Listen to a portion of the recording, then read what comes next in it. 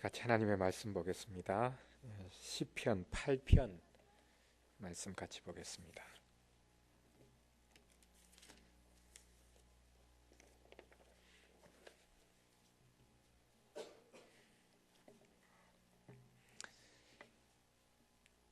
시편 8편 말씀입니다. 1절부터 9절까지 말씀 저와 여러분이 한 절씩 교독하겠습니다.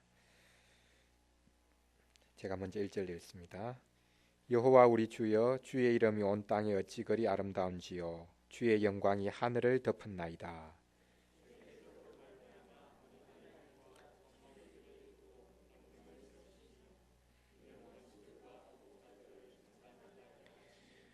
주의 손가락으로 만드신 주의 하늘과 주께서 베풀어 두신 달과 별들을 내가 보오니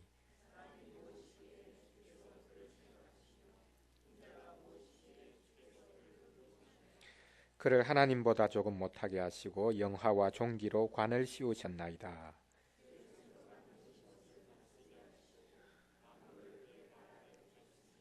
곧 모든 소와 양과 들짐승이며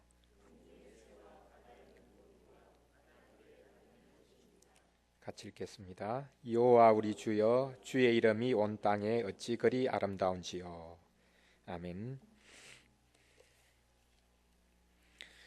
시편 8편 말씀 보면 다윗이 하나님의 창조를 아름답게 노래하고 있는 것을 볼 수 있습니다. 온 땅에 주의 이름이 가득 차 있습니다 라고 노래하고 있습니다. 하나님께서 만드신 모든 것들이 자기 자리에 위치해서 하나님의 영광을 오롯이 드러내고 있음을 찬양하고 있습니다. 그 찬양의 내용 중에 특별히 하나님께서 인생을 지으셨음을, 그리고 그 인생을 가장 큰 영광과 존귀로 지으셔서 세상 모든 만물을, 하나님께서 만드신 만물을 다스리게 하신 것을 감격적으로 노래하고 있는 것을 볼 수 있습니다. 4절 보면요, 사람이 무엇이기에 주께서 그를 생각하시며 인자가 무엇이기에 주께서 그를 돌보시나이까. 사람이 어떤 존재인데 하나님께서 그를 생각하고 계십니까? 그를 돌아보십니까? 모든 만물을 하나님이 돌아보시지만 특별히 하나님께서 사람이 무엇이길래 이 사람을 돌아보시고 사람을 긍휼히 여기시고 사람을 통해서 주의 뜻을 이루게 하십니까? 라는 사실을 감격적으로 노래하고 있습니다. 영광의 모습에서 생각하면 다른 만물들이 훨씬 더 영광스러울 수 있습니다. 해와 달과 별의 그 영광, 하나님께서 하나님의 궁전으로 지으신 이 세상을 계속 밝게 빛나게 하시기 위해서 세우신 그 영광의 광채들, 해와 달과 별, 얼마나 영광스럽습니까? 그러나 하나님께서는 그 온 우주를 비추도록 그려두신 해와 달과 별의 영광보다 더 큰 영광을 인생에게 허락하셨다. 그래서 5절 보면 그를 하나님보다 조금 못하게 하시고 영화와 종기로 관을 씌우셨습니다. 모든 우주 만물에 있는 그 영화, 종기, 그것이 결국은 인생에게 집중되어진다라고 노래하고 있습니다. 하나님께서 인생을 가장 큰 영화와 종기로 관을 씌우셨습니다.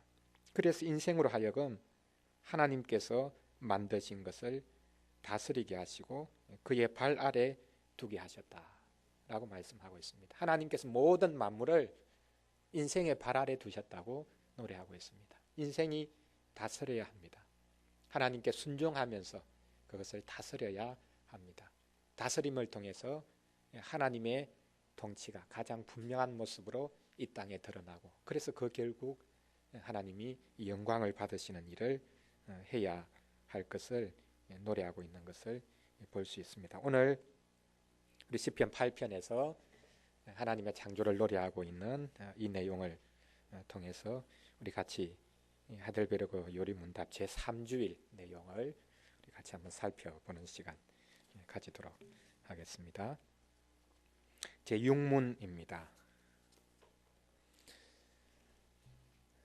인생의 죄와 비참에 관해서 제2주일, 3주일, 4주일, 3주일이 해당되고 있습니다. 2주일, 지난주일 우리가 배웠던 것은 하나님께서 우리에게 허락하신 율법을 통해서 우리가 우리의 죄와 비참을 명확하게 알 수 있다. 이 죄와 비참함을 우리가 피할 길이 없음을 하나님의 율법이 분명하게 드러내고 있다라는 사실을 우리가 배웠습니다. 자, 그러면 우리가 처하게 된 그 죄와 비참함, 그것이 도대체 어디로부터 기인한 것인가? 그것에 대한 질문이 나올 수밖에 없습니다. 그래서 제3주일에는 우리의 죄와 비참이 근본적으로 어디로부터 기인한 것인가? 누구로부터 말미암아 나오게 된 것인가? 그것이 하나님에게 혹 책임 있는 것은 아닌가? 이런 질문이 유발될 수밖에 없기 때문에 3주일 내용이 바로 그 부분에 할당되어 있는 것을 볼 수 있습니다. 우리 같이 한번 보겠습니다. 제6문입니다. 그러면 하나님께서는 사람을 그렇게 악하고 패역한 상태로 창조하셨습니까? 질문을 하고 있습니다. 사람이 근본적으로 악한 존재다. 근본적으로 하나님과 사람을 사랑하는 그런 존재가 아니라 하나님과 사람을 미워하는 본성을 우리가 가지고 있다. 이렇게 제2주일에서 마지막으로 진단을 하고 폭로했습니다. 근본적으로 우리 인생은 선한 것이 아니라 악한 존재다. 하나님과 사람을 미워하는 경향을 가지고 있다. 이웃을 위해서 사랑하는 행위조차 그것이 하나님 그분의 영광을 위해서 하지 않은 것일진데 결국은 자신을 위한 것이고 자신의 이름을 내기 위한 것이고 자신을 위한 것이기 때문에 그것은 아무리 선한 행동이라 할지라도 이웃을 미워하는 것이라고 말할 수밖에 없는 그런 타락한 본성 속에 있는 것이다 라고 분명히 말을 했습니다. 그러면 왜 그렇게 된 것인가? 하나님께서 인생을 그런 모습으로 지으셨다면 하나님에게 책임 있는 것이 아닌가?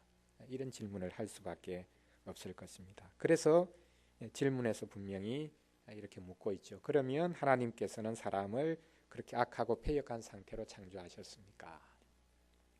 하나님께서 사람을 악하고 패역한 상태로 창조하셨습니까? 처음에 하나님께서 사람을 어떤 모습으로 지으셨습니까? 악하고 패역한 모습으로 창조하셨습니까? 그렇지 않습니다. 오히려 정반대의 모습으로 창조하셨습니다. 우리 답을 한번 보겠습니다. 같이 읽겠습니다. 아닙니다. 하나님은 사람을 선하게 또한 자신의 형상 곧 참된 의와 거룩함으로 창조하셨습니다. 이것은 사람으로 하여금 자신의 창조주 하나님을 바르게 알고 마음으로 사랑하며 영원한 복락 가운데서 그와 함께 살고 그리하여 그분께 찬양과 영광을 돌리기 위함입니다. 하나님께서 사람을 창조하시되 어떻게 창조하셨다고 합니까? 첫 번째로는 하나님이 사람을 선하게 창조하셨다라고 말씀합니다. 창세기 1장 말씀 보면 하나님께서 무엇을 지으시고 그것이 하나님 보시기에 좋았더라. 계속 하나님께서는 지으신 것을 보시고 참 좋다. 내가 볼 때 너무너무 좋다라고 말씀하십니다. 그리고 6째 날에 하나님께서 모든 것을 다 만드셨죠. 최종적으로 사람을 만드셨습니다.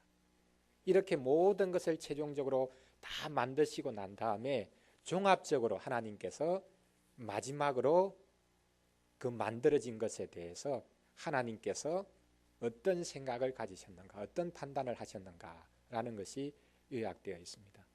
거기에 보면 6째 날에 사람까지 최종적으로 만드신 후에 하나님이 이 모든 것을 보시기에 심히 좋았더라. 모든 것을 다 보시니 사람까지 지어지고 난 다음에 사람이 그것을 다스릴 수 있는 그런 존재로 지어졌는데 그렇게 사람이 모든 것을 다스리고 하나님의 뜻대로 주장하고 하나님의 뜻대로 그것을 잘 이끌 그런 상황을 하나님께서 만들어 놓으시고 그것을 보시니까 하나님 보시기에 너무너무 좋았다. 심히 좋았다라고 말씀하고 계시는 것을 볼 수 있습니다. 이것은 모든 만물뿐만 아니라 사람이 참으로 선하게 지어졌다라는 의미를 분명하게 담고 있는 것이죠. 여기서 선하다라는 말의 의미가 무엇이겠습니까? 선한 존재로 지어졌다. 그리고 하나님께서 지으신 모든 것을 보시니까 좋다라고 하셨을 때 왜 좋다는 것입니까? 어떤 의미에서 그것이 좋은 것입니까? 여기 좋다는 것은 어떤 심미적인 아름다움, 내가 볼 때에 참 예쁘구나, 이런 어떤 심미적인 관점에서 좋다고 이야기하는 것이 아닙니다. 하나님께서 좋다고 말씀하신 것은 그 지어진 것이 하나님의 뜻과 목적을 이루기에 합당한 것이기 때문에 좋다는 것입니다.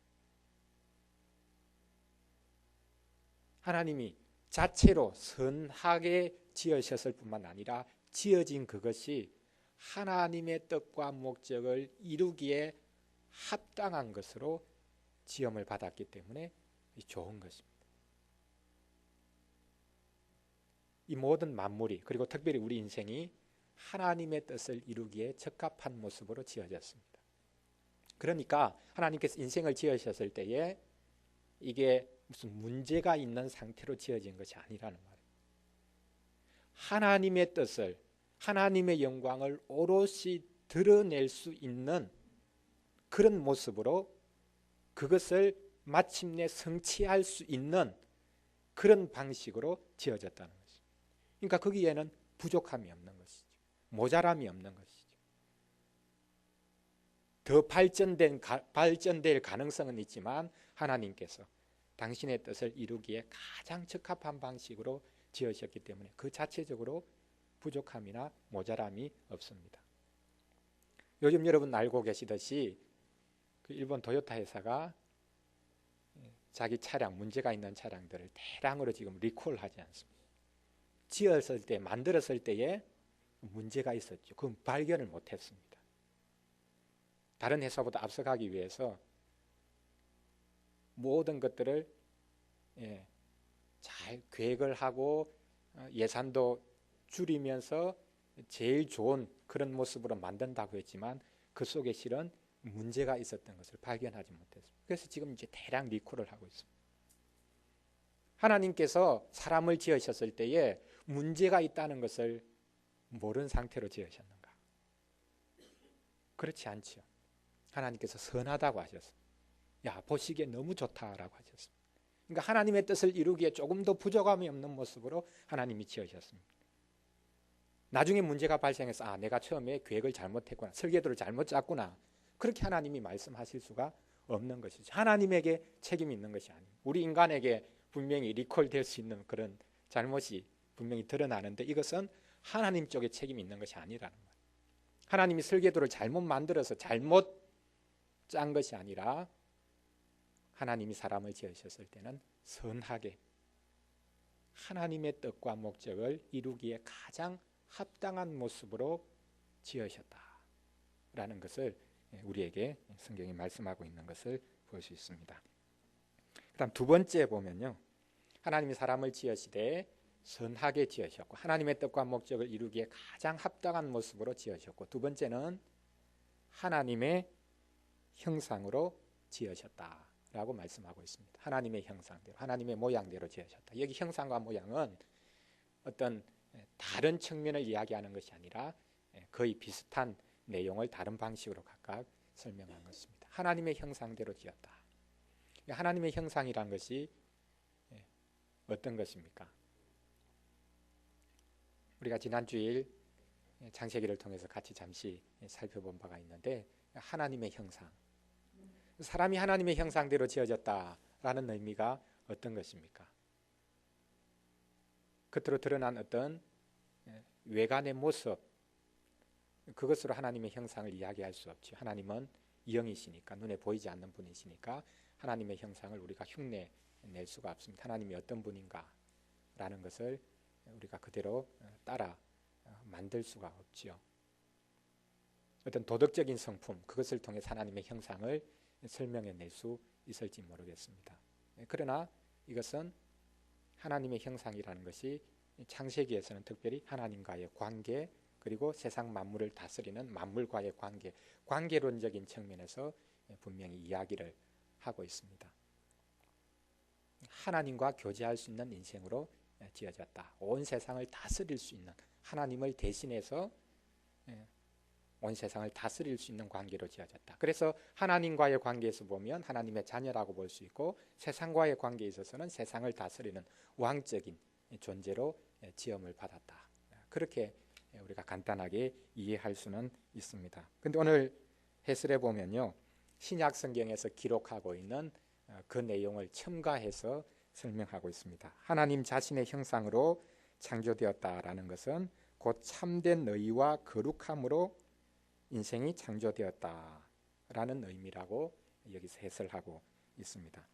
하나님의 형상이 우리에게 어떻게 반영이 되어 있느냐 하면, 참된 의와 거룩함으로 우리가 지음을 받았다. 참된 의를 추구하도록, 참된 거룩함을 추구하도록, 더 나아가서 또 다른 한 말씀에 보면 참된 지식을 가지도록, 이 세 가지 우리의 성품이라고 말을 할 수 있고, 우리 속에 참된 의, 참된 거룩, 참된 지식을 추구하도록 하나님께서 우리를 지으셨다. 그 말씀이 어디에 있습니까? 우리 3번 관련 구절 한번 보시죠.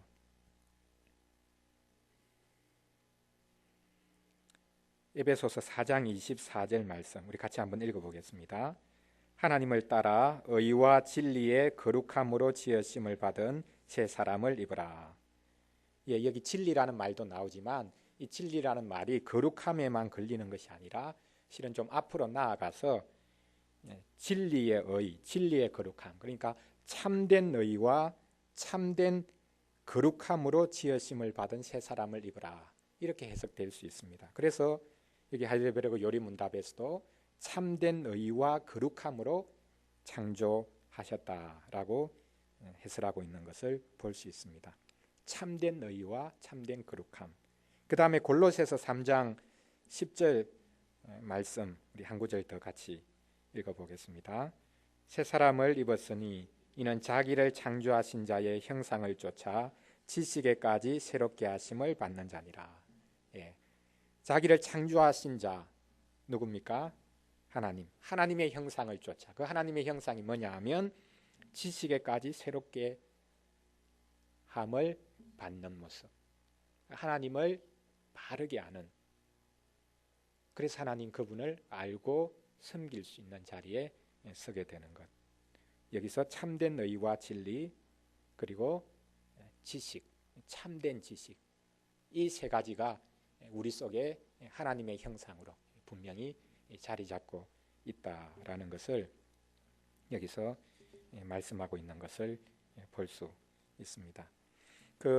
지난주 이 세 가지가 각각 우리의 하나님께서 주신 특별히 직분 사역과 어떻게 연관이 되는가라는 것을 설명을 드렸는데요. 자, 참된 의, 참된 거룩, 그리고 참된 지식, 이것이 하나님께서 이스라엘 백성들에게 허락하신 왕, 선지자, 제사장직과 어떻게 연결이 될 수 있다고 말씀드렸습니까? 참된 의는 어디로 연결이 됩니까? 누구에게, 어떤 직분에 연결이 됩니까? 왕직에 연결이 되죠. 그 다음에 참된 거룩은요, 제사장직에 연결이 됩니다. 그 다음 참된 지식은 선지자직에 연결이 됩니다. 그러니까 하나님께서 아담을 만드셨을 때는 그냥 단순한 한 개인이 아니라 하나님께서 그를 지으셔서 온 세상을 다스린다는 것 자체는 물론 왕직에만 그렇게 초점을 맞춘 부분이기는 하지만, 하나님께서 직분자로 그를 지으셨다. 그래서 처음에 아담이 지어졌을 때는 참된 의와 거룩과 지식을 가진 왕적인 직분과 선지자적인 직분과 제사장적인 직분을 한 몸에 가지고서 하나님의 뜻대로 이 세상을 다스리고 하나님 그분을 알고 하나님 그분께 영광을 돌릴 수 있는 그런 존재로 지어졌다라는 것을 우리가 알게 됩니다. 여기 해설해 보면 그것을 조금 더 이제 풀어서 설명을 하고 있는데요. 한번 보겠습니다. 이것은 사람으로 하여금 자신의 창조주 하나님을 바르게 알고, 그러니까 우리 속에 하나님의 형상이 있다는 것은 하나님을 바르게 알 수 있는 자로 지어졌다라는 것이죠. 어떤 동물도 어떤 지어진 것도 하나님 그분을 알 수 있는 것이 아닙니다. 본능에 따라 움직입니다. 그러나 우리는 하나님을 알 수 있는 존재로 지어졌다. 그 하나님을 바르게 안다라는 것이 선지자직과 연결될 수 있죠. 그 다음 두 번째로 마음으로 사랑하며. 사랑하면은 무엇으로 연결될 수 있겠습니까?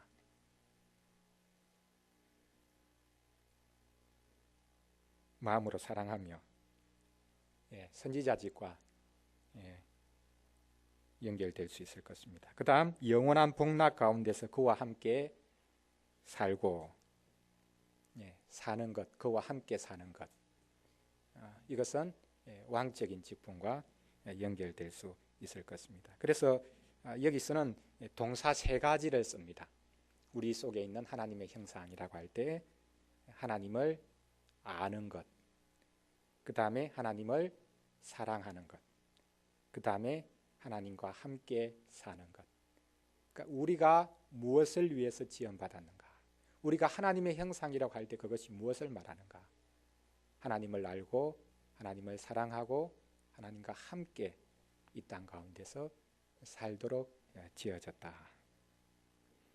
우리가 하나님을 바르게 알아야 합니다. 그리고 그 아는 지식이 세상적인 그런 지식과 같은 그런 차원의 것으로 머무는 것이 아니라 마음으로 하나님을 사랑하는 것으로 발전해야 합니다. 더 나아가서 우리가 그분과 함께 일상의 삶을 살고 또한 영원한 복락 누리는 그날까지 그곳에서도 그분과 함께 사는 존재로 지원받았다. 천국에 동물이 있을까?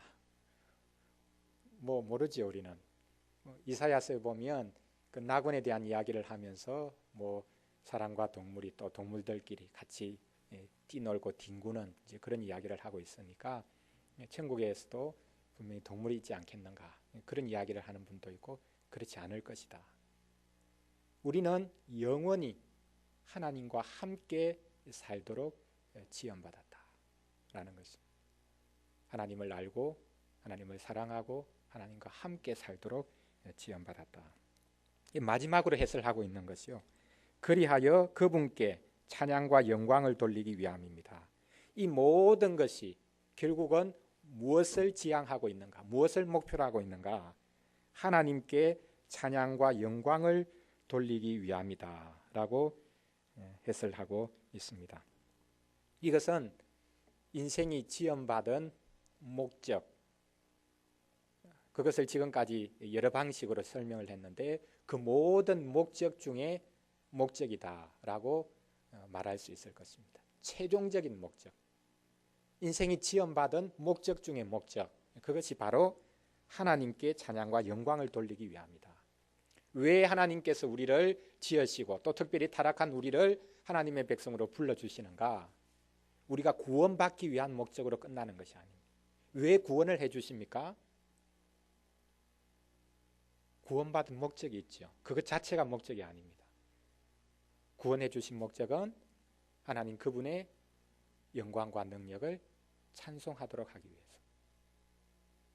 그것이 우리에게 가장 구체적으로 표현되고 드러나는 것이 무엇을 통해서입니까? 예배를 통해서 드러납니다.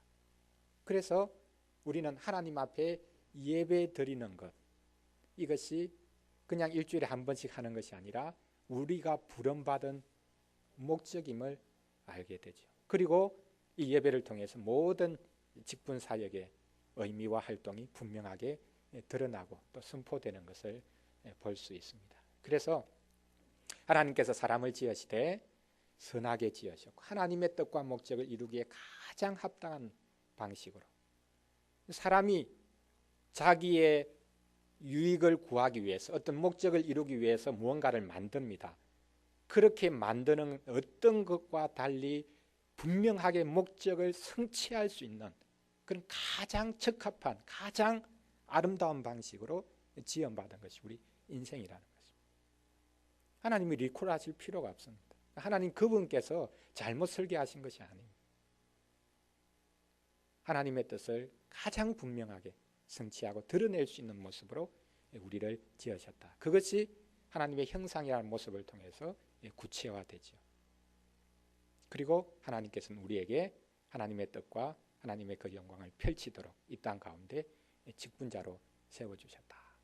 그래서 하나님을 알고 하나님을 사랑하고 하나님 그분과 함께 살 수 있는 존재로. 그래서 우리 인생을 통해서 우리 인생이 모든 만물을 대표해서 하나님 그분께 가장 합당한 영광과 합당한 존경을 올려 드릴 수 있도록 우리를 지으셨다라고 요리문답이 분명하게 해설하고 있는 것을 볼 수 있습니다. 자, 여기서 하나님께서 우리를 지으셨다. 우리에게 주신 직분이 있다라는 것, 이것을 생각할 때에 특별히 우리가 하나님을 또 교회를 어떤 방식으로 섬겨야 되는가, 그것에 대한 생각을 한번 해볼 수 있을 것 같습니다. 우리가 어떤 방식으로 교회를 섬기고 하나님을 섬기고 또 이 땅에서 살아야 되는가. 하나님께서 우리에게 직무를 먼저 주셨습니다. 그리고 그 직무를 감당할 수 있는 실제적인 내용을, 그 능력을 허락해 주시죠. 그것이 어떻게 보면 우리에게 있는 어떤 자질이라고 말을 할 수 있을 것입니다. 성경에서는 이제 달란트라는 표현도 쓰는데요. 그 사람이 가지고 있는 어떤 능력, 그것을 통해서 구체적으로 하나님께서 주신 그 직분, 직무를 이제 수행해 가죠. 자, 그러면 하나님께서 우리에게 주신 하라고 세워 주신 자리, 직무, 직분, 그것이 중요한가? 그렇지 않으면 내가 그것을 수행할 수 있도록 하나님께서 허락해 주신 어떤 능력, 재능, 이것이 중요한가? 이 두 가지 중에 어떤 것이 더 중요하겠습니까? 두 가지를 물론 나눌 필요는 없겠죠. 그러나 순서적으로 굳이 우선순위를 정한다고 할 것 같으면 하나님께서 우리에게 직무를 먼저 허락하십니다. 그 다음에 그것을 수행할 수 있도록 재능이나 다양한 은사들을 허락하십니다. 그런데 우리는 이 두 가지를 혼돈을 할 때가 있습니다. 내가 가지고 있는 선천적인 재능이나 능력을 가지고 교회에서나 이 세상에서 그냥 열심히 살아가면 된다 라고 주장을 합니다. 이것이 어떤 결과를 이루느냐 하면 결국에는 하나님이 자기를 세워주신 자리가 어떤 자리인지 알지 못하고 자신의 인간적인 재능과 인간적인 지식을 가지고 자기 마음대로 모든 것들을 좌지우지하려고 하는 그런 자리에 서기가 쉬운 것입니다. 이 두 가지를 나누어서는 안 되겠지만 하나님께서 먼저 우리를 세워주신 자리가 있다, 직분이 있다, 직무가 있다, 이것을 구체적으로 수행할 수 있도록 하나님께서 그 다음에 허락하시는 자질들이 있다. 근데 이 자질들조차도 하나님께서 주신 것을 가지고 그 직무, 그 일을 수행을 해야지 자기가 스스로 만든 인간적인 자질, 재능, 그것을 가지고 이 하나님의 직무를 수행할 수 없다. 또 수행한다고 할 때 그것이 결코 그 자신에게 복이 될 수 없다라는 것을 우리가 알 필요가 있겠습니다.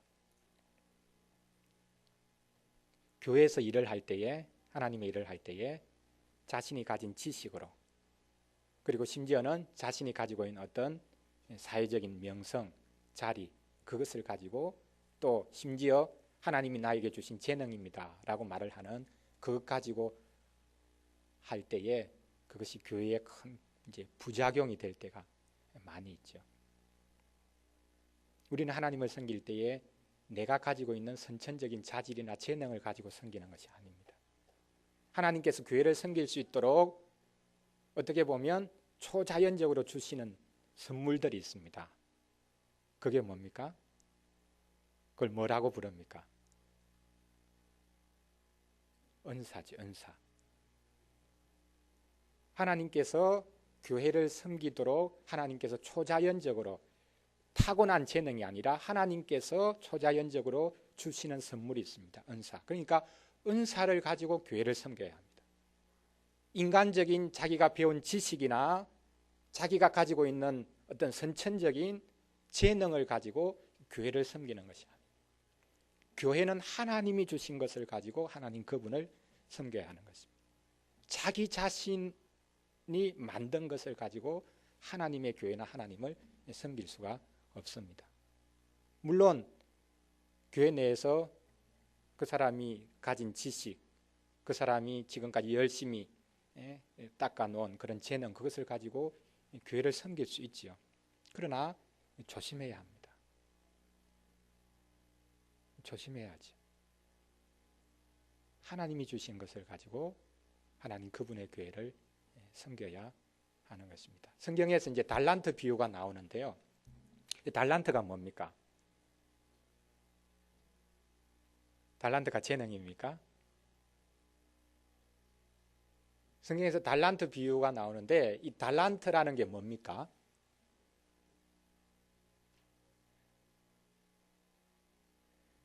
구약 성경에 보면 달란트라는 것은요, 그것은 그 어떤 한 나라가 다른 나라를 쳐들어가서 점령하지 않습니까? 그러면 그 속국에서 이 자기를 점령한 나라를 향해서 해마다 이 달란트, 몇 달란트 이제 부과된 것을 내야 했습니다.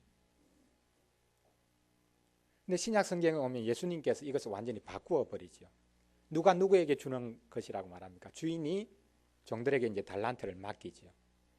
신약 성경에 오면 이 달란트 개념이 완전히 바뀌어 버립니다. 원래는 종이 주인에게 드려야 되는 것입니다. 그런데 신약 성경에 오면 완전히 바뀌어져 버리는 것이죠.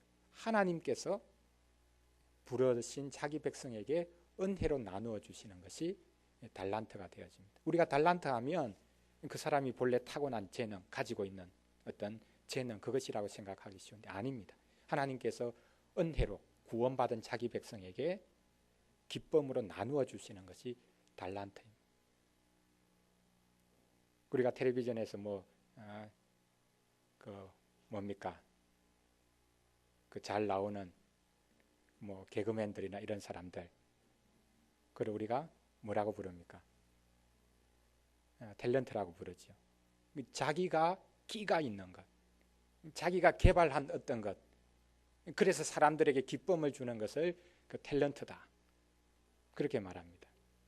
그리고 우리는 어린 아이들이나 우리 자녀들에게도 이 아이가 도대체 어떤 달란트가 있을까, 그걸 찾아야 된다, 그렇게 생각하죠.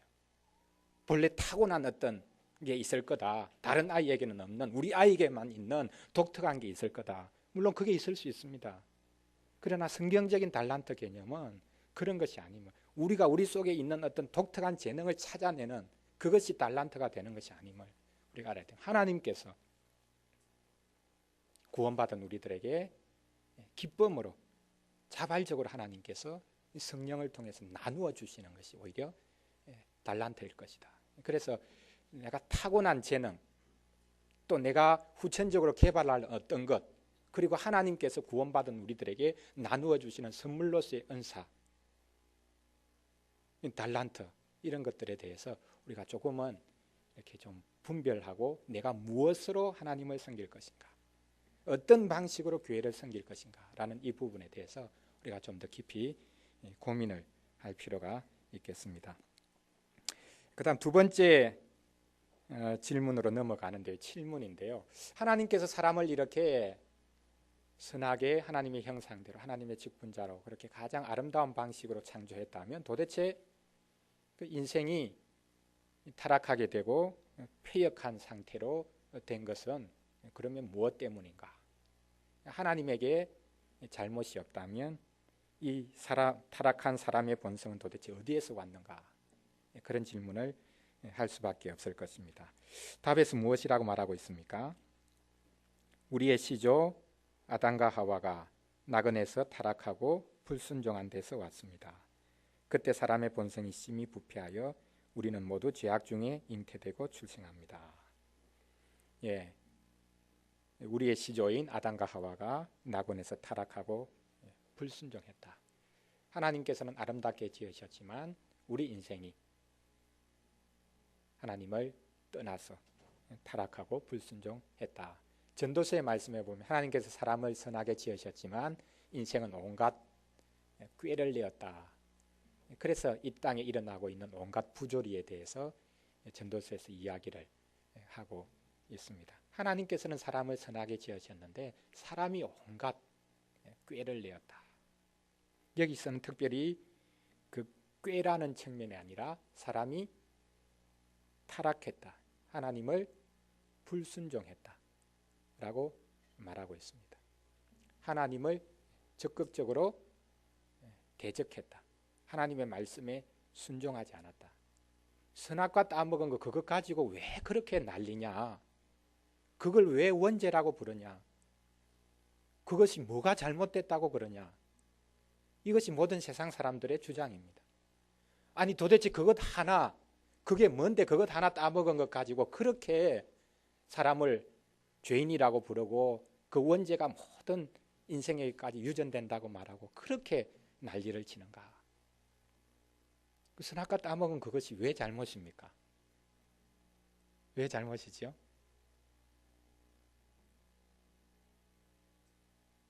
먹지 말라고 했는데 먹었으니까 잘못이죠.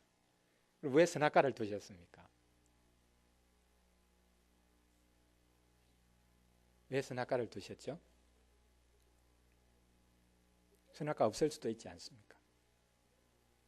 선악과를 두신 이유가 무엇입니까? 다른 모든 것은 다 허용이 됩니다. 그렇죠? 에덴 동산에서 사람은 다른 모든 것을 마음대로 먹고 기쁨을 누리며 살아갈 수 있습니다. 근데 한 가지 선악과를 먹지 말아라. 제한을 두신 것이죠.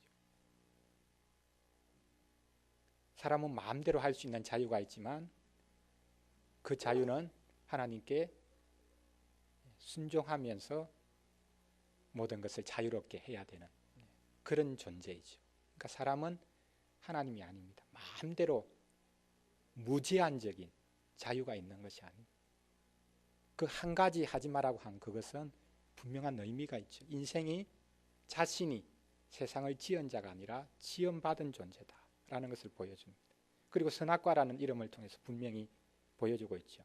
선악과를 따먹으면 그것이 악이 됩니다. 아무리 사람이 볼 때는 이게 먹는 게 뭐가 문제냐 그렇게 주장할 수 있을지 모르겠지만 하나님이 금하셨기 때문에 그것을 먹으면 악입니다. 먹지 않으면 선이죠. 결과적으로 그것을 먹었다는 것은 하나님이 선과 악의 판단 기준이신 것이 아니라 이제는 내가 그 자리에 선다는 것이죠. 하나님이 선악을 판단하시고 말씀하시는 것이 아니라 내가 할 수 있다. 그래서 선악과 따먹은 그것이 뭐가 큰 문제냐, 그것이 왜 원죄냐라고 말을 하는 것, 그것이 우리에게 있는 얼마나 큰 완악한 모습인가라는 것을 알게 됩니다. 낙원에서 우리 시조 아담과 하와가 타락했다, 불순종했다라고 하이델베르그 요리문답은 분명하게 선언하고 있습니다. 우리는 순종해야 되는 존재이지만 하나님이 지으신 인생에 불과하지만 그러나 우리는 하나님 앞에 불순종했다. 그때 사람의 본성이 심히 부패하여 우리는 모두 죄악 중에 잉태되고 출생합니다. 이 그때가 언제입니까? 아담과 하와가 하나님 앞에 불순종한 그때부터 그때의 사람의 본성, 아담과 하와의 본성이 부패했을 뿐만 아니라 우리 모두는 죄악 중에 잉태되고 출생한다. 아담과 하와의 죄가 모든 인류의 죄로, 타락으로, 불순종으로 전가되었다. 그 방식이 어떤 것인가라는 것은 신학자들이 수없이 논의를 하고 있지만 풀릴 길이 없습니다. 그런데 놀라운 사실은 이 한 사람 아담의 범죄를 나중에 마지막 아담 예수 그리스도의 순종과 같이 견주지요. 그렇게 해서 아담의 불순종으로 우리가 죄악에 이르렀지만 예수 그리스도 한 분 마지막 아담의 순종으로 말미암아 우리가 의에 이르렀다라고 완전히 상황을 반전시키고 뒤집는 그런 복음의 역사를 우리가 알게 됩니다. 그런데 문제는 아담과 하와의 이 범죄로 말미암아 사람의 본성이 심히 부패했다. 전적으로 부패했다. 전적으로 타락했다. 이게 지금 이제 칼빈주의자들이 사용하고 있는 그 신학적인 용어인데요. 전적으로 타락하고 우리는 부패한 존재다. 이것이 실은 사실이냐? 이제 이것에 대해서 이제 물어볼 수 있죠. 그 칼빈주의 5대 교리를 그 앞머리 글자만 따가지고 이제 튤립이라 그렇게 이제 부르죠. 제일 첫 번째 T, 토탈, 전적으로 우리는 부패한 존재다. 맞습니까? 전적으로 부패한 것이 맞습니까? 8문에 보면 이것에 대한 질문을 분명히 하고 있죠. 그렇다면 우리는 그토록 부패하여 선은 조금도 행할 수 없으며 온갖 악만 행하는 성향을 지니고 있습니까? 예, 답 같이 읽겠습니다. 그렇습니다. 우리가 하나님의 성신으로 거듭나지 않는 한 참으로 그렇습니다. 맞습니까? 우리는 부패해서 선은 조금도 행할 수 없으며 온갖 악만 행하는 성향을 가지고 있는가? 그렇습니다. 참으로 그렇습니다. 이게 맞는 말입니까? 세상 사람들이 행하는 선은 어떤 것입니까? 선을 행하고 있지 않습니까? 세상 사람들이 지금 마귀처럼 되어 있는 게 아니지 않습니까? 사람들도 천차만별이죠. 우리 기독교인들보다 훨씬 더 큰 희생과 선을 행하고 있는 사람들이 있습니다. 그런 사람들이 정말 전적으로 타락해서 선을 조금 더 행하지 못하는 그런 상태에 있다고 말을 할 수 있는가? 그럼 이 세상에서 지금 이루어지고 있는 선이나 문화를 아름답게 이루고 찬란한 역사를 이루고 있는 그런 것들은 우리가 어떻게 설명을 해야 될 것인가? 그런 질문이 나올 수밖에 없을 것입니다. 네, 전적으로 타락했기 때문에 이 세상에서 이루어지는 문화는 전적으로 잘못된 것입니까? 죄악된 것입니까? 우리는 이 세상에서 살아가서는 안 되는 것입니까? 그렇지 않지요. 세상 사람들이 아름다운 문화를 건설합니다. 기독교 문화 외에 아름다운 문화들이 많습니다. 우리는 기독교 문화 외에 다른 모든 문화는 사탄적인 문화다. 그렇게 치부할 수 없습니다. 예를 들어서 바벨탑을 쌓았다라는 것. 그것은 사람들이 얼마나 서로 사랑하면서 또 서로 이해하면서 마음을 모아서 인간의 기술들을 총동원해서 그 문화를 쌓아갔는가라는 것을 알 수 있습니다. 그러나 그것이 잘못된 이유는 어디에 있습니까? 하나님의 명령을 거슬렀기 때문이죠. 그러니까 이 세상 사람들이 전적으로 부패해서 아무것도 할 수 없다, 그렇게 말을 할 수 없습니다. 무언가를 합니다. 그 방향이 잘못됐죠. 전적으로 타락했다라는 것은 아무것도 할 수 없는 그런 존재가 되었다라는 것을 말하지 않습니다. 위대한 문화를 이룹니다. 우리가 볼 때에 기가 죽게 만드는 그런 일들, 대단한 일들도 이룹니다. 그러나 그 방향이 잘못됐습니다. 전적 타락이라는 것은 인간이 무능해져서 어떤 문화나 어떤 아름다운 역사도 이룰 수 없다라는 것이 아니라 아무리 그것을 이룬다 할지라도 그 방향은 하나님을 대적하는 것이 되어졌다. 그 방향이 지금 완전히 잘못되어졌다라는 것을 말하고 있습니다. 그리고 또 다른 한편으로 어떻게 보면 우리 사람에게는 큰 자유가 없습니다. 민주주의 사회에서 정의와 자유 두 가지가 늘 이제 이렇게 양날의 칼처럼 그렇게 되어 있는데 자유롭기를 원합니다. 사람에게 얼마만큼의 자유가 있는 것이겠습니까? 우리 사람에게 얼마만큼의 자유가 있는 것이, 내가 무언가를 한다고 할 때 그것이 정말 내가 자유롭게 선택한 것인가? 곰곰이 따지고 보면 그렇게 할 수밖에 없는 그런 것이 있죠. 실은 자유롭게 선택한 것이 아니다라는 것이 드러나는 경우가 많습니다. 사람에게 자유가 있는 것 같지만 사람은 선을 행할 수 있는 자유는 없다. 오직 악을 행할 수 있는 자유밖에 없다. 타락한 이후에는. 그렇게 우리가 또한 말을 할 수도 있습니다. 그 마지막 질문, 이 질문은 우리에게 있어서 가장 절망적인 그런 선언일 뿐만 아니라 동시에 이 답으로부터 우리에게 참된 소망이 시작되는 것을 우리가 알게 됩니다. 복음이 바로 여기서부터 출발합니다. 우리는 조금 더 선을 행할 수 없다. 우리는 악을 행하는 성향만 가지고 있습니다. 그래서 하나님께서 성령으로 우리에게 찾아와 주셔서 역사하지 않는 한 우리에게는 소망이 없습니다. 이것이 우리가 믿고 있는 복음의 내용입니다. 하나님의 성령으로 거듭나지 않는 한 우리는 결코 하나님 나라에 들어갈 수 없다. 하나님 백성이 될 수 없다. 이 말씀이 어디에 있습니까?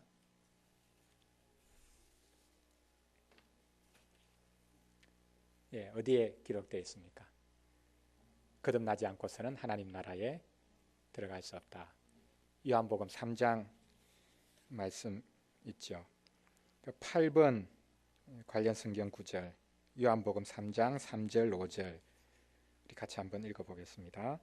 예수께서 대답하여 가라사대 진실로 진실로 내게 이르노니 사람이 거듭나지 아니하면 하나님 나라를 볼 수 없느니라. 예수께서 대답하시되 진실로 진실로 내게 이르노니 사람이 물과 성령으로 나지 아니하면 하나님 나라에 들어갈 수 없느니라. 거듭나지 아니하면 다시 난다. 원래 의미는 위로부터 난다라는 의미. 사람이 아래로부터 났지요. 엄마 뱃속에서 우리가 태어났습니다. 그러나 하나님 나라에 가기 위해서는 아래로부터가 아니라 위로부터 나야 된다. 어떻게 위로부터 날 수 있습니까? 물과 성령으로 나지 아니하면 하나님 나라에 들어갈 수 없다. 여기 물은 무엇을 말하겠습니까? 세례의 물이겠습니까? 하나님의 말씀이라고 또 말을 할 수도 있을 것입니다. 하나님의 말씀과 성령으로 우리가 새롭게 나지 않고서는 하나님 나라에 들어갈 수가 없다. 고린도전서 12장 3절 그러므로 내가 너희에게 알게 하노니 하나님의 영으로 말하는 자는 누구든지 예수를 저주할 자라 하지 않고 또 성령으로 아니하고는 누구든지 예수를 주시라 할 수 없느니라. 성령으로 났다는 것이 무엇인가? 복잡한 것 같은데 성령 세례를 받아야 되는가? 믿는 가정에서 태어나면 자동적으로 중생되는가? 그렇지 않으면 물로 세례를 받으면 그것이 하나님의 백성 되는 그 시작인가? 여기에서는 성령으로 아니하고는 누구든지 예수님을 주시라 할 수 없다라고 말씀하고 있습니다. 성령의 역사를 요한복음 3장에서는 예수님께서 바람에 비유하셨지요. 바람이 어디서부터 와서 어디로 가는지 알 수 없음까지 성령으로 난 사람은 그러하다. 성령으로 난 사람, 어떻게 성령으로 나는가라는 것을 사람이 판단할 수 없습니다. 어떤 사람은 진짜 뭔가 성령 세례와 같은 그런 독특한 체험을 통해서 성령께서 그를 변화시키시고 하나님의 자녀로 만드시는 그런 일을 하십니다. 그러나 어떤 사람에게는 그런 것이 없을 수 있습니다. 성령을 받았는가 받지 않았는가 우리는 함부로 판단할 수 없습니다. 겉으로 드러나는 어떤 현상을 가지고 판단할 수 없습니다. 믿지 않는 사람 같이 보인다 할지라도 우리는 판단할 수 없습니다. 성령의 역사를 우리가 제한해서는 안 되겠지만 또한 성령의 역사를 너무 자기적으로 그렇게 해석해서 안 될 것입니다. 중요한 것은 뭐냐? 예수님을 주라고 고백할 수 있는가? 그것이 성령을 받았느냐 받지 않았느냐 그것이 결정적인 관건이 된다라고 말씀하고 있는 것을 볼 수 있습니다. 그래서 오직 성령으로가 아니고서는 성령의 역사가 아니고서는 우리가 예수님을 주라고 고백할 수 없다. 성령으로 인해서만 우리는 거듭날 수 있다. 그때 비로소 우리는 타락한 본성을 벗을 수 있고 하나님의 자녀되는 자리로 들어갈 수 있다라고 말씀하고 있습니다. 제3주일 이 내용은 우리의 악과 패역한 상태가 하나님 그분의 잘못이 아니라 우리가 하나님께 불순종했기 때문에 왔으며 우리는 오직 성령의 역사로 말미암았지만 우리가 타락한 본성을 씻고 하나님 앞에 나아갈 수 있다라는 사실을 말씀하고 있습니다. 이것이 우리에게는 복음입니다. 가장 불가능한 것을 우리 가운데 이루어 주신 우리 주 예수 그리스도의 은혜, 이것이 우리에게 참된 소망이 됨을 알게 됩니다. 우리 시간 같이 오늘 말씀 생각하면서 잠시 좀 기도하면 좋겠습니다. 지난주일 이어서 우리에게 인간의 죄와 비참함에 관해서 요리문답이 분명하게 선언하고 있습니다. 여러분은 죄인입니다. 여러분은 비참한 상태에 있습니다. 하나님께서 원래 그것을 계획하시고 또 바라셨던 것이 아니라 하나님이 우리를 참 선하고 아름답게 하나님의 형상대로 온 땅을 다스릴 수 있는 직분자로 세워주셨지만 우리가 하나님께 불순종함으로 말미암아 우리가 스스로 자초한 일입니다. 그것을 우리가 온전히 받아야 합니다. 우리가 그것을 다 받아야 합니다. 그러나 하나님께서는 우리에게 독생자 예수 그리스도를 보내어 주셔서 죄와 비참으로부터 우리를 구원하기를 기뻐하셨습니다. 이것이 요리문답이 우리에게 선포하고 있는 내용입니다. 잘 알고 있는 내용이죠. 그러나 우리가 우리의 죄와 비참을 다시 한 번 더 깊이 느끼고 그리스도의 오심만이 우리에게 유일한 소망임을, 죄와 비참함으로부터 벗어날 수 있는 길임을 우리가 크게 기뻐하는 것, 이것은 우리가 지금부터 계속해서 우리가 견지하고 붙잡아 가야 될 복음의 내용입니다. 우리 같이 말씀 생각하면서 잠시 기도 드리고 마치도록 하겠습니다.